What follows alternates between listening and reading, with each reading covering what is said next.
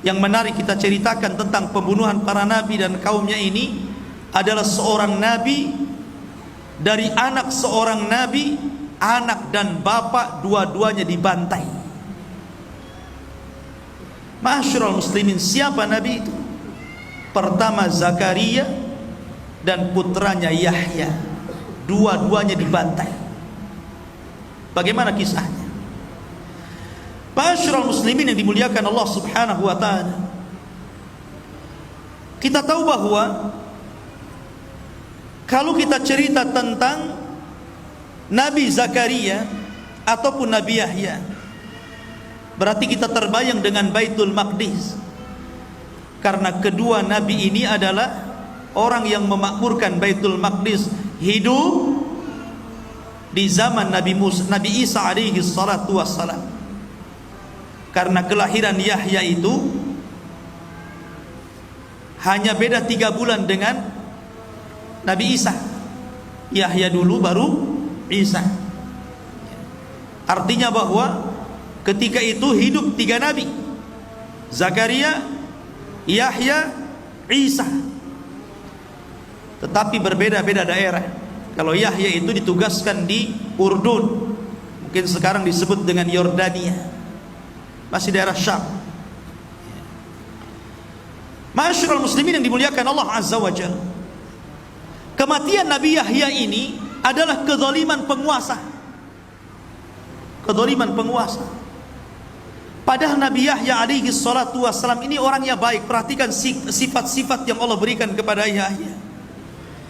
Allah menyebutkan dalam Al-Quran, dalam surah Maryam ayat 12 sampai 14, Ya Yahya khudhil kitaba biquwwatin wa atainahul hukma sabiyya. Wahai Yahya, ambillah kitab itu, maksudnya Taurat, dengan kuat, dan kami berikan kepada Yahya itu kebijakan dalam menyampaikan hukum sejak kecil. Artinya Yahya itu sudah diangkat menjadi nabi sejak kecil. Kalau Nabi SAW diangkat setelah 40 tahun kan, ini sudah sejak kecil sudah diangkat jadi nabi.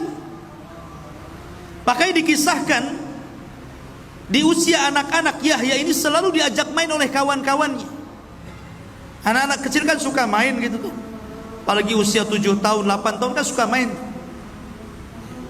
Tapi Yahya mengatakan apa? Innama lastu, sesungguhnya saya tidak khuliqtu bil la'ibi, sesungguhnya saya tidak diciptakan untuk main-main.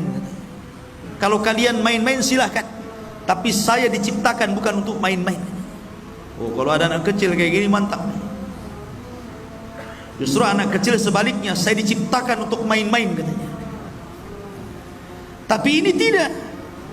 Dia mengatakan saya diciptakan untuk beribadah, bukan untuk main-main. Makanya Yahya itu sedari kecil dia betul-betul mengikuti gaya bapaknya Zakaria. Walaupun Yahya ini sebenarnya kelahiran yang aneh. Kenapa? Karena bapaknya usianya 100 tahun, ibunya 90 tahun, dinyatakan mandul. Tapi karena nilai sebuah doa, Allah kabulkan, dan juga berlomba-lomba dalam kebaikan Zakaria. Akhirnya Allah Subhanahu wa taala kabulkan, punya anak namanya Yahya. Kemudian Allah mengatakan wahananan min ladunna, kami berikan hanan.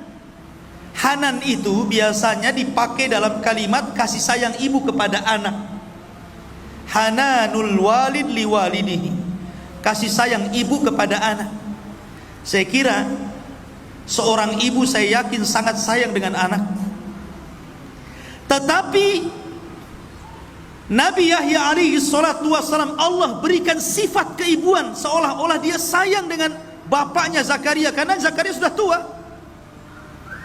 Makanya diberikan sifat itu. Makanya di akhir ayat Allah mengatakan wa barran biwalidayhi, dan Yahya itu orang yang paling berbuat baik dengan orang tuanya. Wa hananan min ladunna, wa zakatan, orangnya bersih hatinya, wa kana taqiyya, orangnya takwa, wa barram biwalidayhi, orangnya berbuat baik kepada orang tua. Lihat, ini orang baik, kenapa bisa dibunuh? Walam yakun jabbaran asiyah, dan dia bukan orang sombong dan bukan ahli maksiat.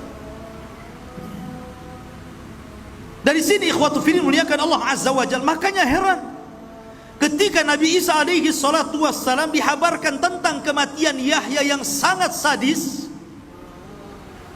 dia pun sedih dan terus menangis atas kematian Yahya itu. Ceritanya begini. Di Damaskus itu ada seorang raja zalim namanya Haddad ibn Hadar. Raja zalim. Tapi walaupun demikian, kalaupun ada apapun, raja ini terkadang juga minta fatwa kepada Yahya alaihi salatu wassalam.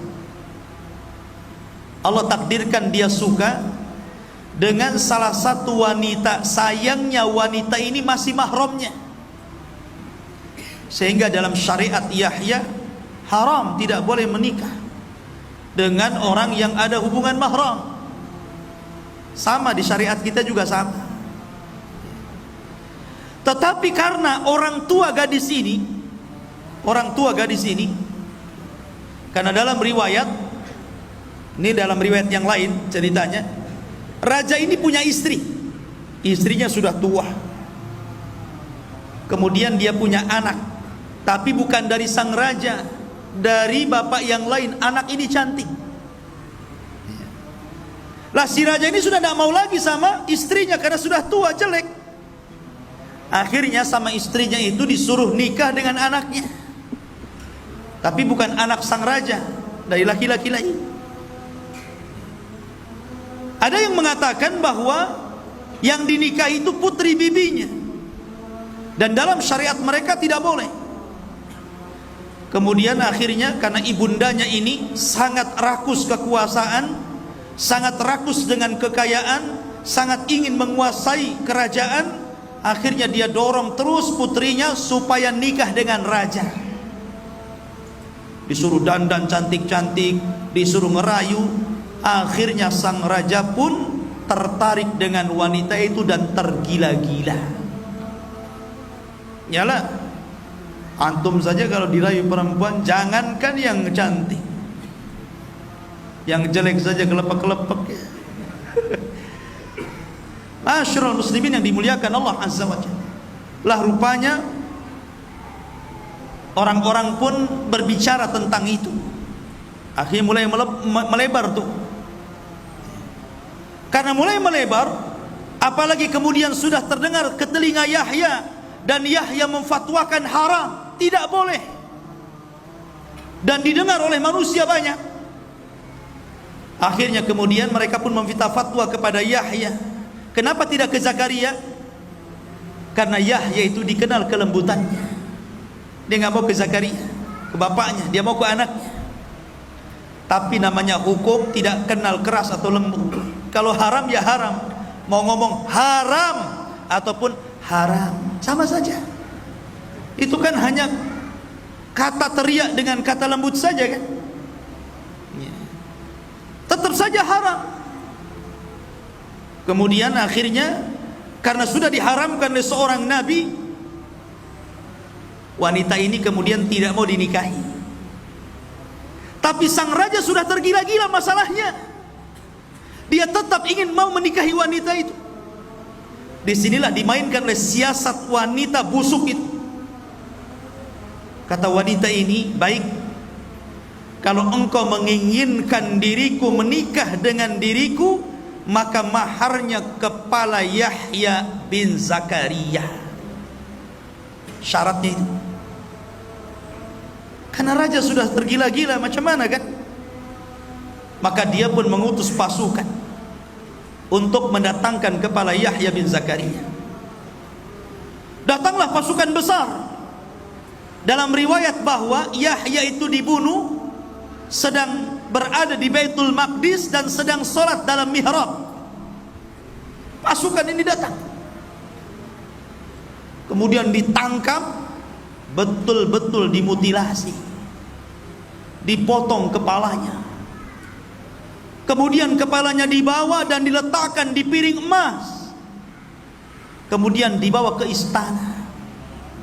Sementara jasad Yahya ini dikirimkan kepada ayahnya Zakaria yang sudah tua renta. Anda bisa bayangkan, tiba-tiba Anda sudah tua, dikirimkan jasad anaknya tanpa kepala. Tentu sedih Zakaria ini. Akhirnya kemudian kepalanya ini dibawa ke istana. Sampai di istana, di situ ada sang raja, di situ ada wanita fajirah, di situ ada ibundanya yang haus kekuasaan. Prajurit pun datang dan meletakkan kepala Yahya di atas bejana emas, kemudian disuguhkan kepada sang raja. Oh, wanita ini tertawa, senang, keinginannya menjadi sebuah kenyataan. Tetapi Allah Subhanahu wa taala berfirman, "Wala tahsabannallaha mukhlifa wa'dihi rusulah, innallaha azizun dzuntiqam." Jangan kira Allah Subhanahu wa taala tidak pernah memberikan janji-janji kepada para utusannya. Sesungguhnya Allah kalau sudah menimpakan adab, maka Allah akan timpakan dengan sangat keras. Dan Allah juga berfirman, wala tahsabannallaha ghafilan amma ya'malu zalimun. Jangan kalian sangka Allah lalai dari perbuatan zalim kalian. Tidak, Allah tidak pernah lalai. Man adali waliyan faqad adzantuhu bil harbi. Siapa yang memusuhi wali-waliku, maka dia sudah ngajak perang bersamaku, kata Allah Subhanahu wa taala.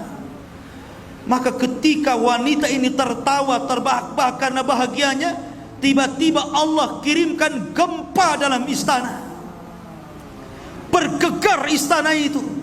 Rupanya tanah yang diinjak wanita itu terbelah, akhirnya wanita itu terperosok, sedikit demi sedikit masuk jasadnya, sehingga ketika sudah sampai kepala, tiba-tiba bumi itu merapat dan menjepit kepalanya. Sampai di sini, tinggal kepalanya saja. Maka orang-orang pun berteriak, apa yang kalian lakukan? Yang kalian bunuh ini seorang yang saleh, seorang nabi, kenapa kalian bunuh? Kama tadinu tudan.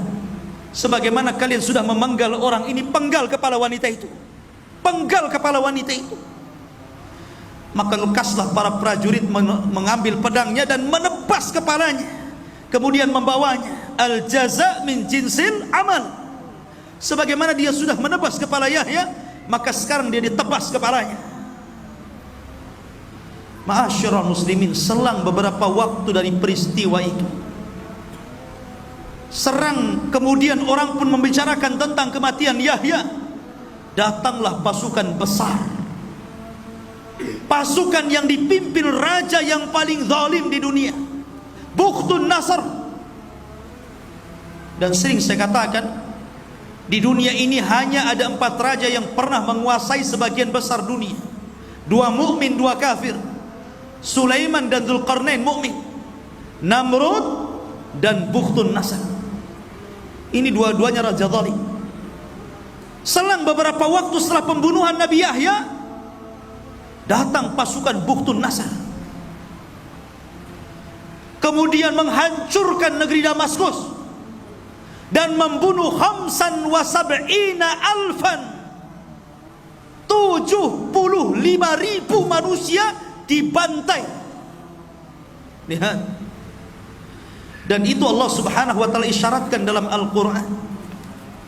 Allah Subhanahu wa taala berfirman, "Wa qadayna ila bani Israil fil kitab la tufsidunna fil ardi marrataini wa la ta'luwanna uluwan kabira." Dan Allah berfirman, kami telah pastikan, kami telah putuskan kepada Bani Israel, dan itu tercatat dalam kitab Taurat, sungguh mereka akan merusak 2 kali di permukaan bumi. Kemudian mereka akan sombong dengan sombong yang sangat besar.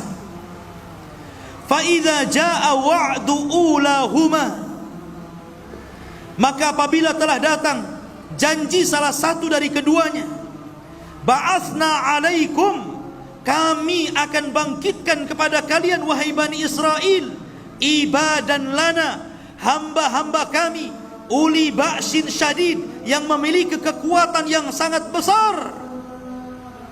Faja'u, mereka akan datang khilalad diyar, dan meluluh lantakkan desa-desa kalian. Wa kana wa'dan maf'ula, dan ini ketetapan yang pasti bagi Allah. Allah isyaratkan dalam Quran, karena kalian sudah membunuh Yahya, datang pasukan besar yang lebih zalim lagi, kemudian menghancurkan negara itu. Bahkan 75.000 dibantai oleh Bukhtun Nasr. Sebelum peristiwa Bukhtun Nasr, sebelum kedatangan Bukhtun Nasr dan melulantakkan kerajaan yang telah membunuh Yahya itu, apakah mereka mencukupkan membunuh Yahya? Tidak. Iblis tidak terima kalau seorang nabi yang dibunuh cuma satu. Kalau bapaknya masih hidup, bapaknya masih hidup, Zakaria, dia sudah tua. Maka ketika para pembunuh ini berkumpul, syaitan datang menjelma manusia, kemudian membicarakan tentang tuduh-tuduhan kepada Zakaria dan mengatakan, kalian ingat tidak, Maryam kan dahulu punya anak namanya Isa, tidak ada bapaknya, dan tidak ada yang masuk ke mihrab Maryam kecuali Zakaria. Jangan-jangan Zakaria yang menghamili Maryam. Nah, mulailah dia, syaitan datang, bangkit orang-orang itu, baru saja membunuh anaknya itu. Akhirnya mendengar bahwa Zakaria akan dibunuh, Nabi Zakaria pun sembunyi ke dalam hutan. Kemudian dalam hutan tersebut ada satu pohon yang menolong Zakaria, disuruh sembunyi dalam pohon itu. Tiba-tiba pohon itu belah, dan itu mukjizat Zakaria. Masuklah Zakaria di situ. Namun sayangnya iblis datang. Ketika Zakaria masuk, bajunya kemudian ditarik sedikit, sehingga ketika pohon itu rapat, nampak tuh ada bajunya sedikit saja. Ketika pasukan itu mengejar Zakaria sampai ke hutan, maka iblis datang dan mengatakan, aku tahu di mana Zakaria bersembunyi. Dan untuk memastikan kebenaran ucapan iblis ini, dia memperlihatkan baju yang keluar dari pohon itu. Itu dia di situ. Dari sinilah maka para prajurit membawa gergaji.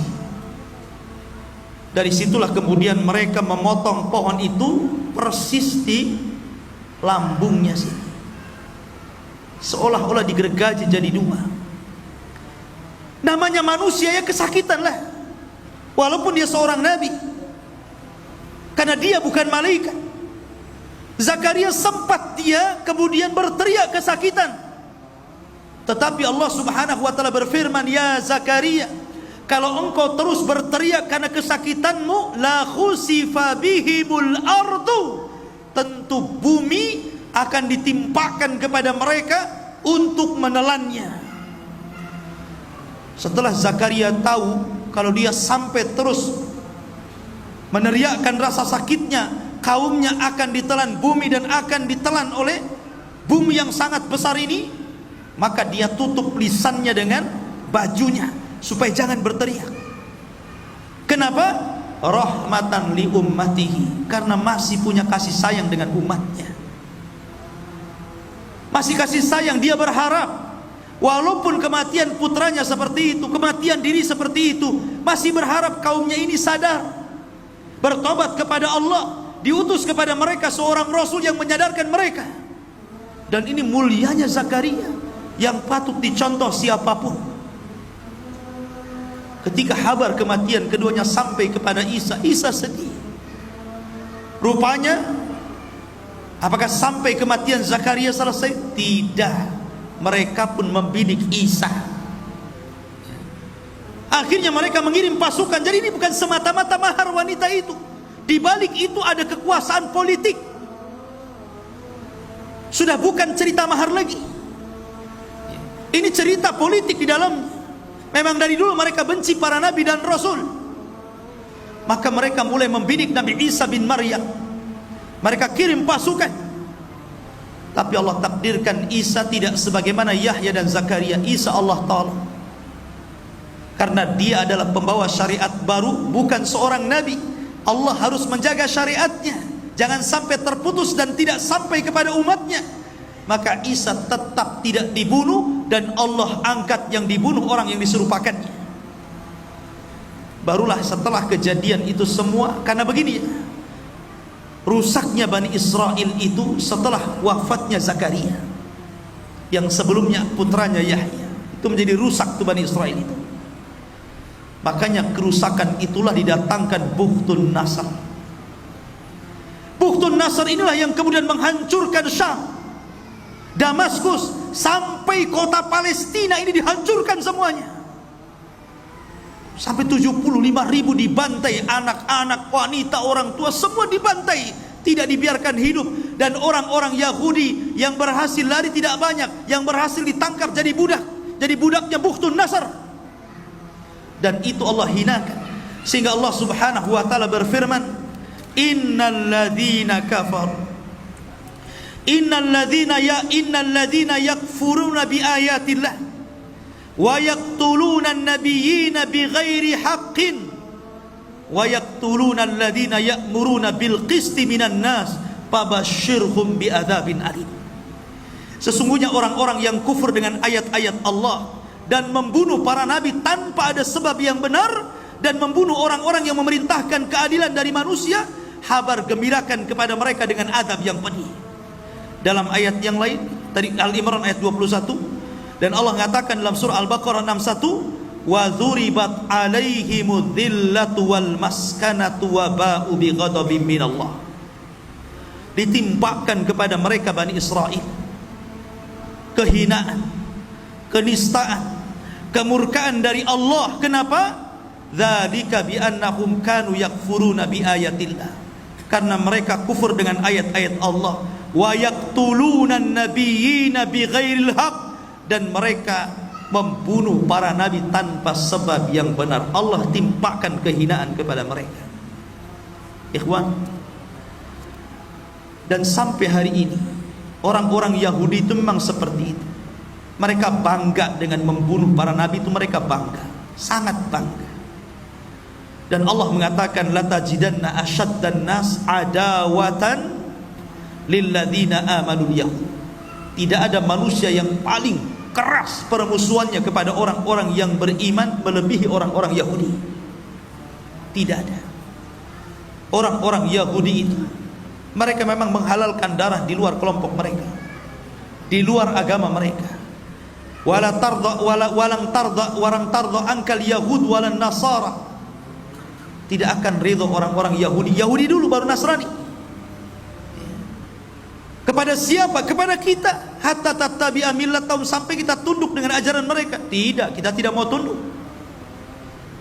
Dan di akhir zaman Nabi SAW mengisyaratkan bahwa kita akan berperang melawan mereka, karena mereka adalah para pengikut Dajjal. Dajjal diikuti 70.000 Yahudi Asfahan. Dan kelak karena mereka sudah membunuh para nabi, Isa bin Maryam akan bangkit membunuh Dajjal, dan pasukannya akan membunuh mereka. Ma'asyiral muslimin yang dimuliakan Allah Azza wa Jalla. Dan banyak lagi kisah-kisah para nabi. Ini yang masyhur kita ceritakan ya. Karena nabi-nabi itu banyak diceritakan, ribuan para nabi. Cuman sayang 25 nabi dan rasul yang 18 nama disebut dalam surah Al-An'am dan lebihnya di surah-surah yang lainnya, itu pun tidak secara detail Al-Quran menceritakan. Ada sebagian nabi yang disebut nama tapi tidak ada ceritanya. Tapi ada nabi dari awal sampai akhir diceritakan. Ada nabi global saja diceritakan. Tapi yang jelas bahwa Al-Quran ingin mengatakan kepada kita, la nufarriqu baina ahadin mir rusuli. Kita tidak boleh membeda-bedakan para nabi dan rasul kepada siapapun mereka diutus Allah Subhanahu wa ta'ala. Wallahu a'lam bishawab. Mudah-mudahan ada manfaatnya. Subhanakallahumma wa bihamdika asyhadu an la ilaha illa anta astaghfiruka wa atubu ilaik. Allahu ta'ala alam. Assalamualaikum warahmatullahi wabarakatuh.